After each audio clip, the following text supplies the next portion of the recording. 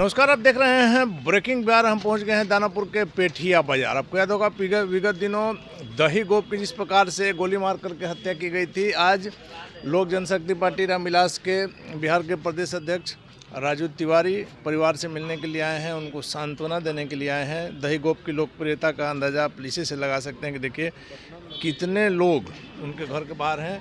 और इस घटना के बाद निश्चित तौर पर एक बार फिर से प्रशासन की कलई खुल गई है। जिस प्रकार से उनकी हत्या की गई एकदम बेखौफ अपराधियों के द्वारा, और इसको लेकर के निश्चित तौर पर सुशासन की सरकार पर भी सवाल उठना लाजमी है।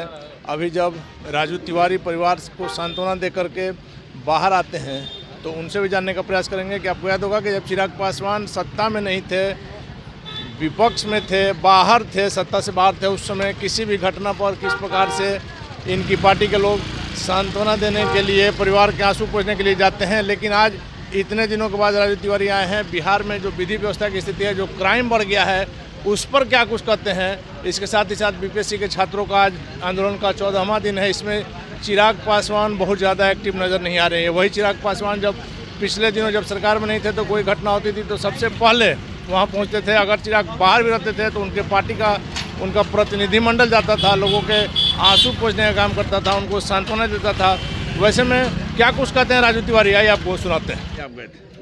नहीं, निश्चित रूप से आया हूँ। आज हमको लगता है 8-9 दिन हो गया यहाँ दिन जिस तरह से उनकी हत्या हुई है, और अभी तक हमको लगता है कि किसी की भी गिरफ्तारी नहीं हुई। निश्चित रूप से राजधानी में बहुत इस तरह का दुर्भाग्यपूर्ण है, और हम लोग अभी बात करेंगे एसएसपी से, बड़े पदाधिकारी से बात करेंगे कि निश्चित रूप से राजधानी में ऐसी घटनाएं निरंतर में घट रही हैं और उसके बावजूद अभी तक गिरफ्तारी नहीं होना बहुत बड़ा दुखद और मतलब निंदनीय है।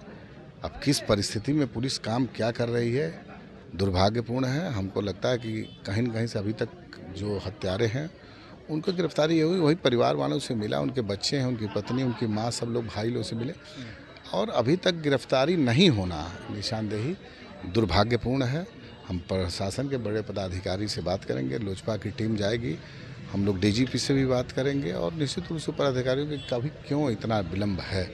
राजधानी में इस तरह की घटनाएं घटना ही दुर्भाग्यपूर्ण है, और घटना घटने के बाद अभी तक किसी की गिरफ्तारी नहीं होना, दोषी जहां भी होंगे खुलेआम घूम रहे होंगे, ये दुर्भाग्यपूर्ण है। अपराधियों का मनोबल इन दिनों बहुत बढ़ गया है।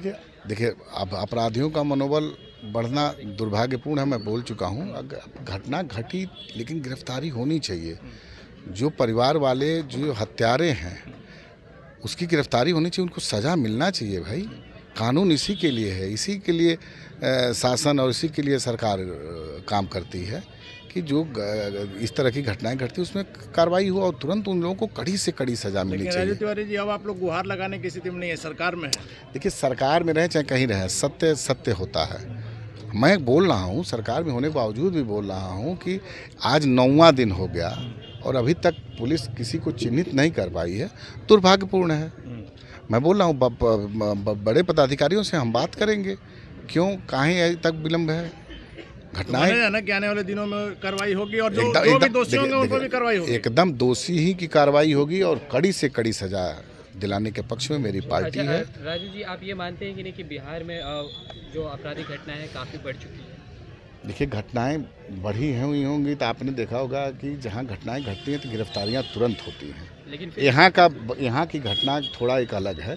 आप देखे होंगे कहीं भी किसी तरह की घटना घटती तो हत्यारे पकड़े जाते हैं, उनको सजा दिलाती है सरकार। निश्चित रूप से यहाँ थोड़ा विलम्ब है जो दुर्भाग्यपूर्ण है। इस पे हम नहीं तो परीक्षार्थियों पर लाठी बरसाने में पुलिस आगे है, और अपराधियों पर अभी हम लोग दूसरे विषय में आए हैं। लेकिन ये भी विषय है सर, ज्वलंत मुद्दा है।